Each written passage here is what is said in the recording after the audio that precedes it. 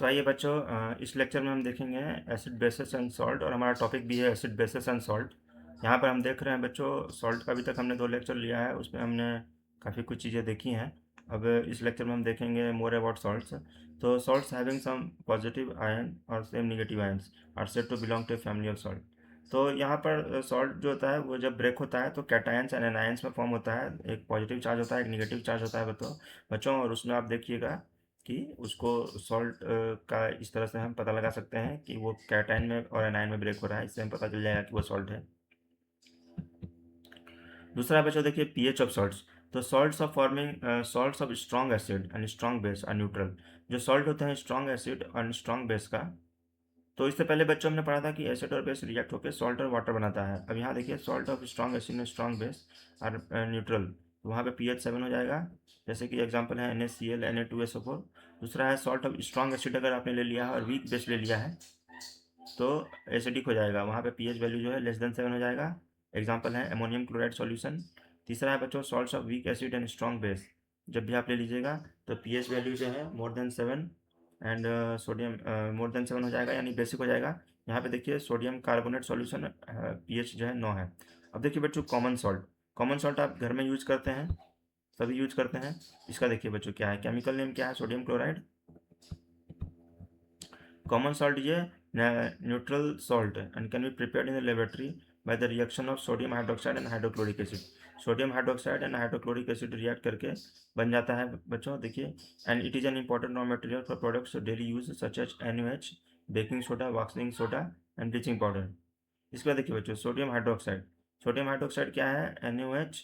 Sodium hydroxide is produced by the electrolysis of an electroaqueous solution of sodium chloride called brine.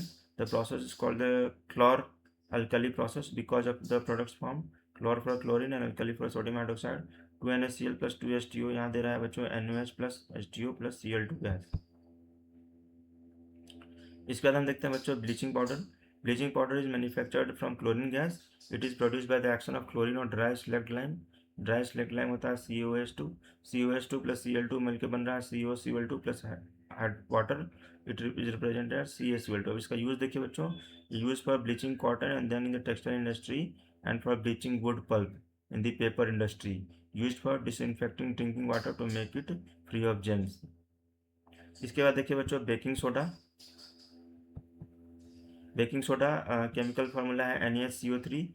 It is produce on large scale by treating cold and concentrated solution of sodium chloride brine with ammonia and carbon dioxide. यहाँ पे देखिए NaCl plus H2O plus CO2 plus NH3 एक react हो रहे हैं और form कर रहा है NH4Cl प्लस NaCO3, और ऑन हीटिंग ये डिकम्पोज हो रहा है sodium Na2CO3 plus water plus CO2 में। अब देखिए बच्चों इसका यूज़ क्या है, it is use as an antacid to treat acidity of the stomach, used to make baking powder which is used in the preparation of cakes, bread, etc. and used in soda acid like fire extinguisher। अब देखिए बच्चों washing soda का chemical formula क्या है, Na2CO3.10H2O। इसको जब आपने heat किया तो यहाँ पे देखिए Na2CO3 बाहर आ रहा है और वाटर प्लस कार्बन डाइऑक्साइड भी फॉर्म हो रहा है, और ये वाटर से रिएक्ट होकर Na2CO3 प्लस NH2O बना रहा है बच्चों। और इसका यूज़ क्या है वॉशिंग सोडा का, use in glass soap and paper industry. जो सोप बनाते हैं, साबुन बनाते हैं पेपर इंडस्ट्री में, और ग्लास बनाते हैं, यहाँ पर यूज़ हो रहा है। Employed in the manufacture of sodium का कंपोनेंट सच एज बोरेक्स जो एक सोडियम कंपाउंड है उसके मैन्युफैक्चर में भी ये यूज होता है। Water of crystallization, water molecules which form part of the structure of a crystal called water of crystallization. तो बच्चों यहाँ ध्यान दीजिए, वाटर ऑफ क्रिस्टलाइजेशन बहुत बार पूछा जाता है एग्जाम्स में भी, कि water molecules which form a part of the structure of a crystal are called water of crystallization. ये डेफिनेशन याद रखिए। The salt which contain water of crystallization are called hydrated salts. ठीक है, every hydrated salt has a fix number of molecules of crystallization in its formula unit. For example CuSO4, देखिए यहाँ पे different crystallisation दिया हुआ है। CuSO4.5H2O, Na2CO3.10H2O, CaSO4.5H2O, FeSO4.7H2O। तो यहाँ पर सब सारे क्रिस्टलाइजेशन मिल रहे हैं आपको। अब इसमें से हम कॉपर सल्फेट लेंगे और उसको हीट करेंगे। तो देखिए बच्चों हीट किए तो वाटर बाहर आ गया, और फिर जब वाटर से रिएक्ट करा तो क्रिस्टलाइजेशन बन गया। इसके बाद हम लेंगे बच्चों प्लास्टर ऑफ पेरिस। तो plaster of Paris is prepared by heating gypsum है, उसको 373 केल्विन पे हीट करते हैं। On heating it loses water molecules and becomes sodium sulphate hydrate. तो CaSO4.1/2H2O which is called plaster of Paris. तो यहाँ पे बच्चों देखिए CaSO4.2H2O में हीट करने से बन गया है CaSO4.1/2H2O और हाफ ऑफ H2O। इसका यूज़ क्या है? यूज इन हॉस्पिटल्स और प्लास्टर पर supporting fractured bones in the right position. जब भी किसी का फ्रैक्चर हो जाता है तो वहाँ पर प्लास्टर ऑफ पेरिस यूज़ करते हैं। Use as a fire proofing material, fire proofing material के लिए भी यूज़ किया जाता है। अब आइए बच्चों, अभी हमने देख लिया लेक्चर 1, लेक्चर 2, लेक्चर 3 में हमने देखा कि एसिड बेसिस एंड सॉल्ट का बेसिक्स हमने देखा है। आगे भी हम इसमें और भी कुछ देखते रहेंगे, नया कुछ ऐड होता है वो भी हम देखते रहेंगे बच्चों, और इसके क्वेश्चंस भी देखेंगे।